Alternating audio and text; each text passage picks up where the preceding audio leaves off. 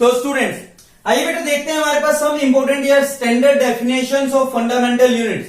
बेटा जैसा कि आप सभी जने जानते हैं कि हमारे पास कितनी यार फंडामेंटल यूनिट्स, 7 फंडामेंटल है, 2 सप्लीमेंट्री यूनिट्स हैं। तो बेटा एक बात ध्यान देना, हमारे पास आज से काफी टाइम पहले जो स्टैंडर्डाइज से पहले थी, इन यूनिट्स की डेफिनेशन भी मतलब भी 1 किलोग्राम रियलिटी में किसे कहा जाए, 1 मीटर किसे कहा जाए, वगैरह वगैरह डिफरेंट डिफरेंट यूनिट्स थी, इनकी वैल्यू क्या हो और क्या ना हो। तो ये कई बार मॉडिफाइड हुई हैं एंड जो अब तक की हमारे पास सबसे लेटेस्ट डेफिनेशन है हमारी फंडामेंटल यूनिट्स के रिगार्डिंग, तो उसको जस्ट लिख रहे हैं। इनमें से आपके रिगार्डिंग सिर्फ और सिर्फ एक या 2 ही इंपॉर्टेंट्स हैं।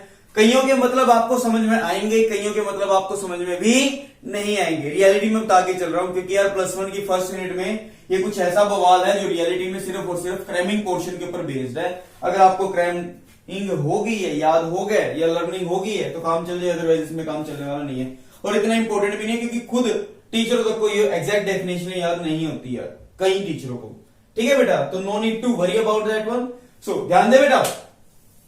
देखिए बेटा हमारे पास जो पहली फंडामेंटल यूनिट है वो क्या थी, मास, जिसकी आपको पता है स्टैंडर्ड यूनिट एसआई यूनिट्स। यहां पे क्या लिख देंगे, उसका नेम, सिंबल, डेफिनेशन।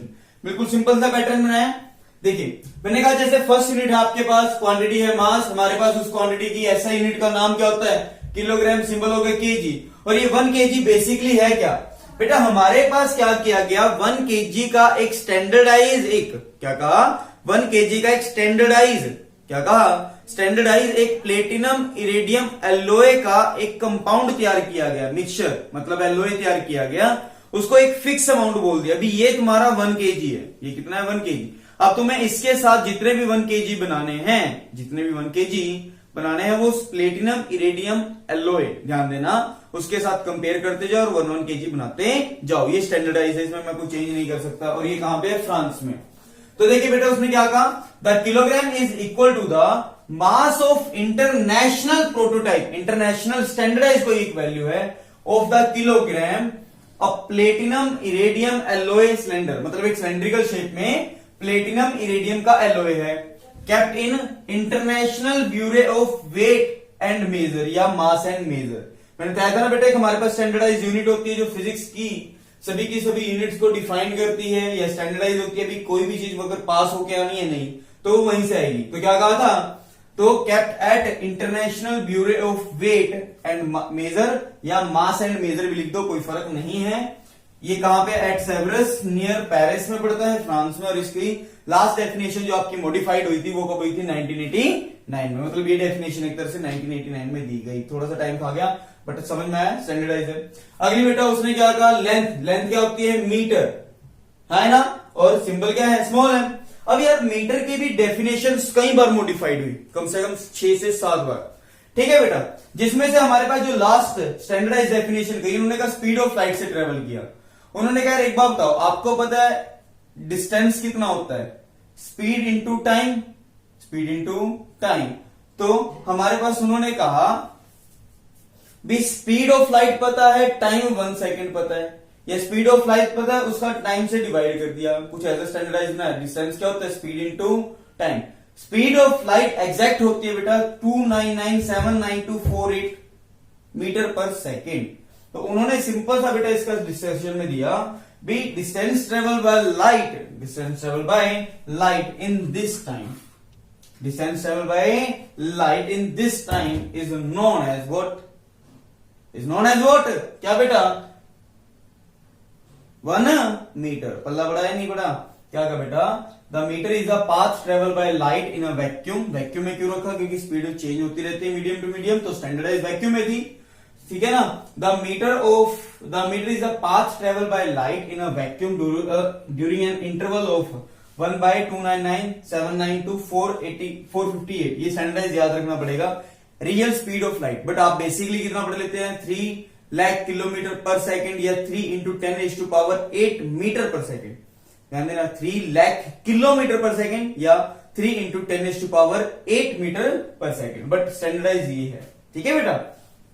सो अगला क्या है, 3 लाख में होती है, हल्की सी कम होती है। अगला जैसे टाइम का तो रट्टा ही मारना है। देखो सिर्फ आपके लिए पहली और ये दूसरी, ये 2 इंपॉर्टेंट है, बाकी वाली सारी की सारी बकवास है।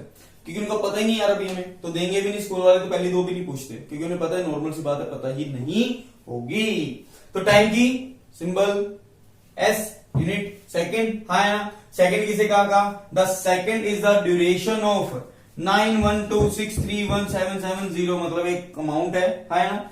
Periods of radiation corresponding to the transmission between two hyperfine, level of ground state of caesium 133 atom. बकवास मारी ना, पल्ले तो नहीं पड़ी, मेरे को भी नहीं पड़ी थी बेटा, ध्यान देना। इसने क्या कहा, भी हमारे पास ये एक इतना टाइम इंटरवल है, पीरियड्स का मतलब भी इतनी बार ये रिपीट हो चुकी है, of the radiation corresponding to the transmission between two hyperfine levels of ground state of caesium 133 atom. यार मतलब भी इस एटम के ग्राउंड स्टेट पे दो लेवल्स के बीच में बार बार ऐसे करके क्या हो चुकी है, रिपीटेशन हो चुकी है। समझ पा रहे हो नहीं पा रहे हो, मतलब बार बार उसमें इलेक्ट्रॉन्स का लेन देन हुआ है। बाहर में जाने तो कुछ समझ तो नहीं आया ना, क्लियर हो रहा है यहां तक जो बताया बेटा। भी इसमें क्या है, सीजियम एटम के बार बार यहाँ पे हाइपरलेन में ट्रांसमिशन मतलब एनर्जी का लेन देन हो रहा है। जितना टाइम इतने ट्रांजिशन होने में लेगा वही टाइम आपका क्या कहलाया गया, 1 second. It is very small, और आपको वैसे तो पता ही है 1 सेकंड क्या है, सुन से माप लो, है ना। अगला क्या, इलेक्ट्रिक करंट की एसआई यूनिट क्या होती है, एम्पियर, सिंबल क्या, कैपिटल एम। देखो बेटा, एम्पियर की स्टैंडर्ड डेफिनेशन के बारे में आपको रियलिटी में फील आएगी भी, कब आता है, नहीं आते तो काम करो, घर में शॉकेट है दोनों में हाथ डाल दो, पता है फील आएगी, डायरेक्ट फील आती है। तो ध्यान दे, अरे क्या कहा यार, एम्पियर की स्टैंडर्ड डेफिनेशन है, क्या कहा भाई, अगर आपके पास कोई दो लॉन्ग इनफाइनाइट कंडक्टर्स हैं, ध्यान समझना, क्या कहा जाए बेटा, भी दो लॉन्ग मतलब इंफिनिटी का बेटा ये सिंबल होता है, आपने जैसे पढ़ भी लिया होगा आई थिंक, इंफिनिटी से आ रहे हैं और इंफिनिटी पे जा रहे हैं। उन्होंने कहा बेटा भी अगर इन दोनों के बीच में दूरी कितनी है, 1 मीटर, और इनमें लगने वाला फोर्स कितना है, 2 × 10⁻⁷ न्यूटन, हाँ या ना। क्या कहा भी, अगर दो इनफाइनाइट लॉन्ग कंडक्टर है, are placed at a distance of 1 metre and they exert a force of 2 × 10⁻⁷ newton, 2 × 10⁻⁷ newton, then current flowing through the conductor is said to be 1 ampere। क्या कहा बेटा, अगर दो पैरेलल कंडक्टर हो जाए infinite वाले और दोनों के बीच में फोर्स कितना लगे, 2 × 10⁻⁷ न्यूटन, जब उनके बीच की दूरी कितनी थी, 1 मीटर, तो उनके बीच में लगने वाला रिपल्सिव फोर्स है, सीधी सी बात, अभी आप फोर्स पढ़ दो तो करंट कितना कहलाएगा, 1 एम्पियर। ठीक है बेटा, इसके बारे में डायरेक्ट प्रूफ भी आएगा, समझ में आएगा कहां से आया, क्यों आया, कैसे लगा, बट ये सारा का सारा कॉन्सेप्ट बेटा +2 डेफिनेशन के बेस पे है, तो इसमें मैं कोई चेंज नहीं कर सकता, सिर्फ आपको भी इस टाइम फ्रेमिंग करनी पड़ेगी। इसने क्या कहा, the ampere is the constant current which if maintain the two parallel conductors. क्या कहा यार, देख, the ampere is that constant current, ये कैसा कांस्टेंट करंट है, विच if maintained in two straight parallel conductor of infinite length, भी दो parallel conductors के बीच में रखा, अरे जिनकी लेंथ कितनी है, इनफाइनाइट बताया था ना, of negligible cross section, cross section का मतलब है थिकनेस, वो भी छोड़ो भी आपको, वैसे क्रॉस सेक्शन का मतलब होता है ये वाला एरिया, जैसे अगर आपके पास ये पूरी बॉडी है तो इसका जो एरिया, जैसे करंट ऐसे जा रहा है, परपेंडिकुलर वाला जो एरिया होता है इसे बोलते हैं क्रॉस सेक्शनल एरिया। इसको सेकंड यूनिट आपको क्लियर करवा के चलेंगे प्रॉपर डिटेल में। And placed 1 metre apart in vacuum, vacuum के अंदर 1 मीटर दूर रख दिया, would produce a force of, बताया था ना, 2 × 10⁻⁷ न्यूटन पर यूनिट लेंथ, पर मीटर या पर unit length, then current is said to be 1 ampere. Point clear है नहीं है बेटा, और ये कब दिया गया, 1948 में, इंडिया की आजादी के अगले साल। पॉइंट याद रहा या नहीं रहा, पॉइंट कंफर्म बेटा। कुछ बच्चों के माइंड में जो पढ़ के आए हैं 10th में, आप में से कुछ बच्चे ऑब्जेक्शन उठा सकते हैं। आपने बेटा एक कॉन्सेप्ट सुना था यार, I = Q/T in 10th unit, आपने पढ़ा था करंट की यूनिट एम्पियर, इसकी कूलम, इसकी सेकंड। वहां आपकी बुक में लिखा है भी अगर कोई बॉडी 6.25 × 10⁻18 इलेक्ट्रॉन ट्रांसफर करता है पर सेकेंड, या आपकी बुक में तो राउंड ऑफ करके लिखा हुआ है 6 × 10⁻18, है ना भी, अगर इतने इलेक्ट्रॉन एक सेकंड में किसी वायर से ट्रांसफर होते हैं तो वहां पे करंट कितना कहलाता है, 1 एम्पियर। बट यार एक बात खुद सोचने की है, यार 10⁻18 इलेक्ट्रॉन, सॉरी प्लस का आएगा, 6 इंटू 10⁻18 या एग्जैक्ट वैल्यू कितनी होती है 6.25 इंटू 10 की पावर माइनस सॉरी प्लस 18। बेटा एक बात सोचो 10 की पावर 18 इलेक्ट्रॉन को बैट के अंदर कोई वायर में काउंट कर लेगा क्या? तो it is just our assumption, just assume किया जाता है, ठीक है, बट हाँ इस चीज को फील किया जाता है। तो इसलिए पहले डेफिनेशन ये थी बट उसे बाद में मॉडिफाइड करके हमारी ये डेफिनेशन बना दी गई। क्यों? क्योंकि वो सारी की सारी assumption बेस्ड थी, बट ये एक ऐसी वैल्यू थी जिसे हम फील कर सकते थे। जब रियलिटी में कोई चीज एग्जिस्ट कर सकती है तो हम वर्चुअलिटी में जाके उसके ऊपर सारा डिस्कशन नहीं लेके चलते। तो आई थिंक बेटा मेरे ख्याल से आपको ये 4 डेफिनेशंस क्लियर होगी। किस किस की बेटा? मास की, लेंथ की, टाइम की एंड इलेक्ट्रिकल करंट की। तो आइए बाकी की 3 और standard units as well as 2 supplementary quantities की यूनिट उसको भी देखते हैं। तो स्टूडेंट्स आइए बेटा जैसे कि हमारे पास बची हुई 3 डेफिनेशंस और देखते हैं, देन आफ्टर दैट हम देखेंगे सप्लीमेंट्री क्वांटिटीज की दोनों यूनिट और उसकी डेफिनेशंस। बेटा देखिए हमारे पास जैसे है टेम्परेचर की ऐसे यूनिट होती है केल्विन, सिंबल आया के। केल्विन क्या है बेसिकली बेटा भी हमारे पास 1/273.16। ये रियलिटी में बेवकूफ बनाने वाले काम है। क्यों? उसने कहा यार देखो एक बार बताइए भी मेल्टिंग पॉइंट या ट्रिपल पॉइंट देखोगे यहाँ पे, सॉरी क्या देखा है, triple point of water is vote 273.16 kelvin होता है। ट्रिपल पॉइंट ऑफ वाटर कितना होता है? 273.16। उसने कहा एक काम करो इसी को इसी नंबर से डिवाइड कर दो, काटा कितना आ गया 1, कुछ नहीं। तो उसने कहा इसको क्या नाम देते हैं? Triple point of water. Triple point of water, triple point of water को 1/273 से डिवाइड करो तो इट बिकम 1 केल्विन, है ना। The kelvin of the 1 kelvin ऐसा आएगा, the 1 kelvin is the fraction of 1/273.16 of thermodynamics, temperature of thermodynamics या triple point of water. ऐसे ही मोल में क्या होता है? 1 मोल क्या है? उसने कहा C12 के 12 ग्राम में, C12 के 12 ग्राम में या 0.012 किलोग्राम में, C12 के 12 ग्राम में कितने नंबर ऑफ एटम्स या मॉलिक्यूल एग्जिस्ट करते हैं, वही क्या कहलाता है? 1 मोल। बेटा मोल के बारे में मैंने आपको पहले ही कहा था, जब आप इसका नेम लिखेंगे तो MOL ही लिखेंगे और जब इसे एज ए यूनिट लिखेंगे तो वो हमेशा कैसे लिखा जाता है? MOL, पीछे वाला ये हटा दिया जाता है। समझ में आ रहे हैं? The mole is the amount of substance of a system which contain as many elementary entity. Elementary entity का मतलब ही होता है एटम्स और molecules. As there are atoms in 0 point, यहां एटम की बात हो रही है तो एटम लिखा है, are atoms in 0.012 kg, that means 12 gram of carbon 12। भी कार्बन 12 में यार सीधी सी बात है वही भी कितने एटम आए हैं। और एक डेफिनेशन और होती है 1 mole is the that amount of substance in which number of elementary entities, मतलब atom and molecule is equal to Avogadro number. जिसके अंदर नंबर ऑफ पार्टिकल्स कितने हो? एवोगैड्रो नंबर के बराबर, चाहे वो एटम हो या मॉलिक्यूल, तो वो क्या कहलाता है? 1 मोल, है ना। जो आपको बेटर लगे आप वो लिख सकते हैं। ये स्टैंडर्डाइज है बट इसको अपने बिहाफ पे मॉडिफाइड किया हुआ है। ये हुई थी 1971 में। ऐसी बेटा कैंडेला वाला पार्ट तो देखो हमारे सिलेबस से ही कट हो चुका है। 2008 में था फोटोमेट्री नाम का एक पार्ट आता है ऑप्टिक्स में, शायद आपने ऑप्टिक्स का नाम सुन लिया, उसके अंदर आता था फोटोमेट्री, वहां से कट हो चुका है। ल्यूमिनस इंटेंसिटी कैसे यूनिट क्या? कैंडेला, सिंबल हो गया CD। कैंडेला की 2 डेफिनेशन है, क्या कहा? The candela is the luminous intensity in a given direction, given direction में of source that emit monochromatic light. Monochromatic light का मतलब होता है एक सिंगल फ्रीक्वेंसी की लाइट। इनके बारे में पूरी डिटेल है +2 में ऑप्टिक्स में, है ना। क्या कहा था? Candela is the luminous intensity in a given direction of source की डायरेक्शन में that emits a monochromatic radiation, मतलब light of frequency this 514 to 10 की power 12 hertz that has a radiant intensity in a direction of 1/683 vote पर स्टेडियन। स्टेडियन क्या था? Solid angle. भी कोई एक बॉडी है जो किसी एक पर्टिकुलर सॉलिड एंगल पे, किस पे बेटा?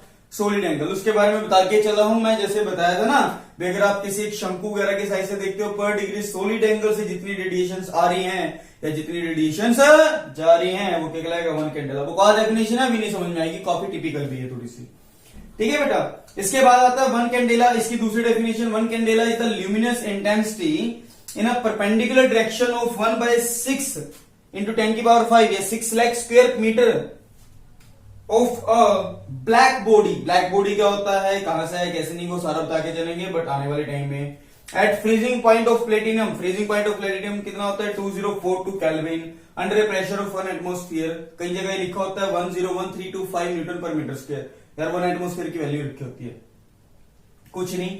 ये भी स्टैंडर्डाइज है, ये भी स्टैंडर्डाइज है, दोनों एक दूसरे से लिंक करते हैं, दोनों है तो सेम बट दोनों के कहते हैं ना कान पकड़ना, यार ये पकड़ ले ये पकड़ ले, बात एक ही है, दोनों सेम ही है, ठीक है। बस इसका मॉडिफाइड है और ये कब आया 1979 में। तो आई थिंक मेरे ख्याल से बेटा आपको ये 3 डेफिनेशन और क्लियर हो गई हैं। इसके बाद आइए देखते हैं हमारी क्या है सप्लीमेंट्री यूनिट्स की डेफिनेशंस क्या है और क्या नहीं है। पहले इसको राइट डाउन कर लीजिए। तो स्टूडेंट्स आइए बेटा देखते हैं हमारे पास जो सप्लीमेंट्री क्वांटिटीज थी, मतलब plane angle and solid angle, उसकी भी दोनों यूनिट्स को डिफाइन करते हैं। बेटा देखिए हमारे पास जैसे था एक प्लेन एंगल, याद है बेटा प्लेन एंगल के बारे में एक बार थोड़ा सा और बता देता हूं।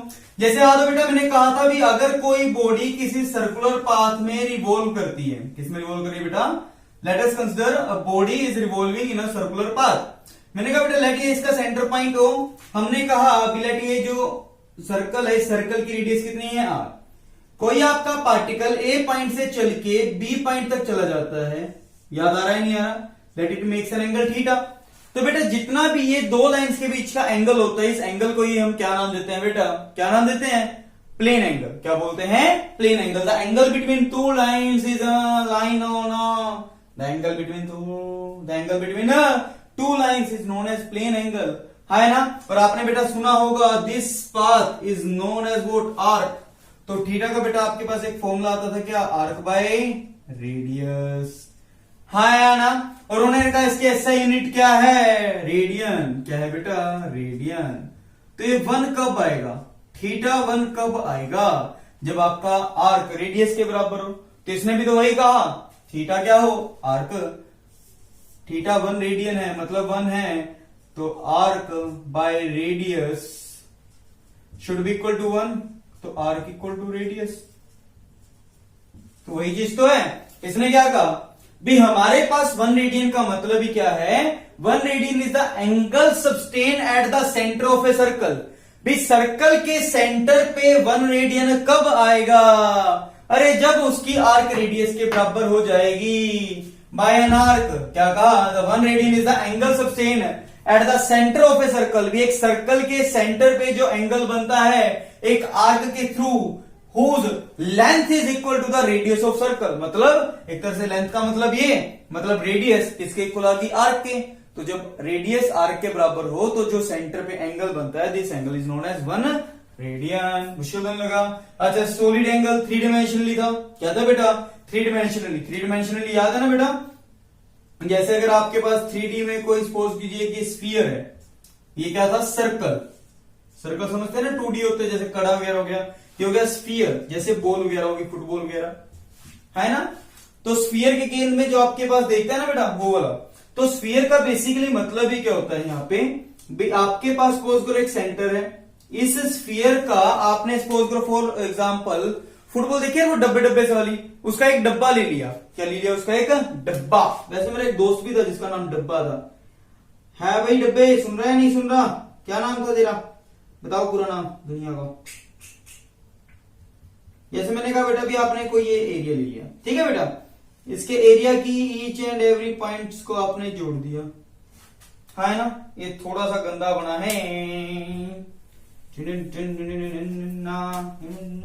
अगर आप यहां पे इसका एक छोटा सा एरिया कंसीडर कर देते हैं, मैंने कहा लेट बेटा this area is ds and ये आपके पास इसकी रेडियस r, ये रेडियस r, लेट इसके साथ ये छोटा एंगल बना d ओम, d ओम इसका सिंबल होता है फॉर सॉलिड एंगल का, ठीक है बेटा।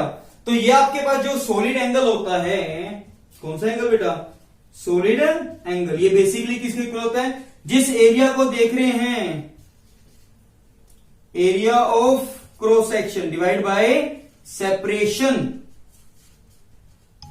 तो ये सॉलिड एंगल सर बेटा, तो ये सॉलिड एंगल कितना होता है, एरिया ऑफ क्रॉस सेक्शन भाई जिस एरिया को आप देख रहे हैं बाय सेपरेशन का स्क्वायर, कोई दिक्कत तो नहीं। और ये कब आता है 1 ओम, मतलब 1 स्टेडियन कब आएगा, 1 स्टेडियन कब आएगा यार, स्टेडियन लिख लो, सिंबल तो सॉलिड एंगल का आएगा ये, सिंबल किसका आ जाएगा, सॉलिड एंगल का। कंफर्म स्टेडियम लिख देते हैं। सो ये 1 ओम कब आएगा, जब एरिया ऑफ क्रॉस सेक्शन किसके इक्वल हो जाएगा, सेपरेशन का स्क्वायर। अगर सर्कल है, स्फीयर है, तो ये कितना हो जाएगा, आर का स्क्वायर। मतलब जो डीएस है, area of cross section should be equal to radius के स्क्वायर के बराबर। तब एंगल कितना हो जाएगा, 1 स्टेडियम। वही तो क्लियर है नहीं। तो क्या कहा, 1 stadium is the solid angle subtended at the centre of A sphere. भी एक स्फीयर के सेंटर पे 1 सॉलिड एंगल तब बनेगा, कब, by the portion of surface of sphere, by the portion of surface of sphere whose area is equal to the square of radius of sphere. Square of whose area is equal to the square of radius of sphere. क्यों, क्योंकि हमारे पास बेटा ये unit less quantities है, साथ में से नहीं, या डायमेंशन लेस क्वांटिटीज होती हैं। ठीक है बेटा, ये स्टैंडर्डाइज फॉर्मूले हैं, जनरल मेथड फॉर्मूला ये होता है, बट डेफिनेशन में ये दे रखा है। ठीक है बेटा। अच्छा, एक नोटिस में सभी बच्चों के नोट में पॉइंट, बेटा एक कोई सी भी बॉडी हो, चाहे रेगुलर शेप की हो, इरेगुलर शेप की, जैसे फॉर एग्जांपल स्फीयर हो जाए, क्यूब हो जाए, ये तो सारे के सारे रेगुलर है। बट अगर आपको कहते भी कोई एक ऐसी फुटबॉल है, जैसे फॉर एग्जांपल फुटबॉल है, बैलून है, आपने उसमें हवा भरी, चारों तरफ से दबा दिया, है तो क्लोज बॉडी का बेटा जो कंप्लीट सॉलिड एंगल होता है, कंप्लीट सॉलिड एंगल, ठीक है, इट में बी रेगुलर और इरेगुलर, इट में बी 4 पाई। ये कितना होता है, हमेशा 4 पाई। मतलब पाई कितना होता है, 180। तो इट कैन बी आंसो रिटर्न एज 18 से 4 जा 18 दूनी 36, 36 दूनी 72, 720 डिग्री। ठीक है। और ये वाला जो नोट में अगर इसके पॉइंट लिखवाया जाए, ये होता है आपका मैक्सिमम 2 पाई। मैथमेटिकल पोर्शन में करवा रखा है, वहां से देख लीजिएगा अगर क्लियर ना हो। इसका प्रूफ +2 में है, +1 में भी करवा देंगे, कोई टेंशन नहीं है। बट अभी थोड़ा सा समझने में दिक्कत आएगी, अभी रट्टा मार लो। क्या कहा, maximum plane angle, maximum plane angle जो होता है वो कितना होता है बेटा, 2 पाई। मतलब कितना, 360 डिग्री। प्लेन एंगल कभी 360 से ज्यादा नहीं हो सकता, और पूरी बॉडी का 360 ही रहेगा। और सॉलिड एंगल हमेशा कितना होता है, 720 डिग्री। तो आई थिंक बेटा मेरे ख्याल से आपको सभी को ये सातों की सातों स्टैंडर्ड फंडामेंटल क्वांटिटीज की यूनिट्स कहां से आई, क्या आई, किसने दी, वो तो मैंने बताया नहीं, जरूरत भी नहीं यार, पता ही है वैसे किसने दी थी। International unit of mass and measure या वेट एंड मेजर, उसने स्टैंडर्डाइज फिक्स कर रखा है हमारे पास इन यूनिट्स को। तो आई थिंक बेटा मेरे ख्याल से आप सभी को ये क्लियर हो गया बेटा। अगर आपको आपके इस चैनल से प्यार हो गया हो, समझ में आया हो, आपको समझ में आ ही गया होगा या नहीं आया होगा तो दोबारा देख लेना, समझ में आ रहा है नहीं आ रहा, तो बेटा सभी बच्चे इस चैनल को सब्सक्राइब, लाइक एंड शेयर जरूर कीजिए बेटा। एज वेल बेटा थोड़ी बहुत ही आपके सपोर्ट की जरूरत जरूर चाहिए, मुझे भी आपके फुल सपोर्ट की जरूरत है। ठीक है बेटा, तो आप प्लीज एक बार डिस्क्रिप्शन जरूर पढ़िएगा, वहां पे एक छोटी सी रिक्वेस्ट है, अगर आप में से कुछ बच्चों के हल्का सा सपोर्ट भी अगर दिल से करना चाहा तो डेफिनेटली बेटा मैं अपनी प्रोसेस को काफी आगे लॉन्ग टर्म तक के लिए लेके चल पाऊंगा। ठीक है बेटा, सो थैंक यू। चैनल को subscribe, like, share, press the bell icon for our regular update. यार तुम्हारे चक्कर में तो कीड़ी भी काट गई, समझ में आ रहा है नहीं आ रहा, पक्का पल्ले पड़ा ही नहीं पड़ा, चलो अच्छी बात है, बाकी नेक्स्ट क्लास में देखेंगे।